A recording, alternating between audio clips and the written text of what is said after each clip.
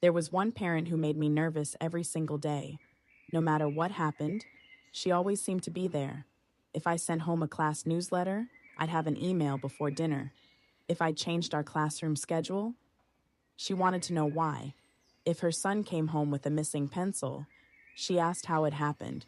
At first, I told myself she was just an involved parent, but then things started getting strange. One afternoon, I looked out my classroom window and saw her standing in the hallway. She wasn't waiting for her son. She was taking pictures. Pictures of my classroom door, the bulletin board, even the papers hanging outside. When she noticed me looking, she smiled, put her phone away, and walked off.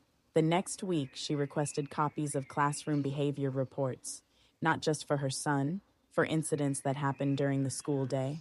I couldn't understand why. The other teachers noticed it too.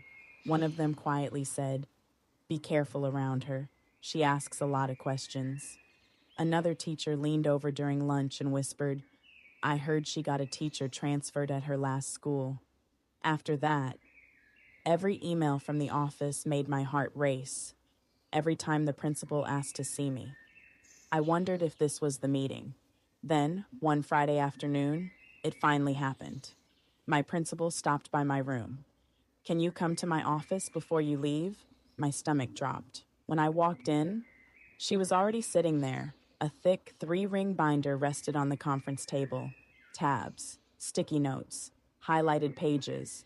I didn't even want to sit down. I was certain that binder was about me. The parent slowly opened it. I held my breath. Then she turned the binder toward the principal. "I think it's time you see everything I've collected." Page after page, there were emails, dates, photos, written statements from parents, copies of incident reports, but none of them mentioned me, not once. Instead, every page pointed to another staff member who had been humiliating students when adults weren't around. She explained that her son had become terrified of leaving my classroom. Every morning he begged to stay with me instead of going where he was assigned later in the day. At first, she thought he was exaggerating, so she started paying attention. She talked to other families. She compared stories. She documented every concern. The reason she'd asked me so many questions was because she was trying to understand why my classroom felt safe while another didn't. The reason she'd taken pictures was to document where certain incidents had happened.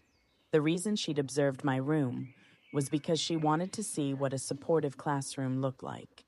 An investigation followed. Several families came forward. The staff member was eventually removed from working directly with students. A few weeks before summer break, she stopped by my classroom one last time. She smiled and said, "My son hasn't cried before school in weeks." Then she looked around the room and quietly added, "Thank you for being the teacher he couldn't wait to come see every morning." I spent an entire school year believing she was trying to destroy my career, when all she was really trying to do was protect her child. Every story leaves one question. Have you ever mistaken someone's concern for criticism, only to realize they were fighting for something much bigger?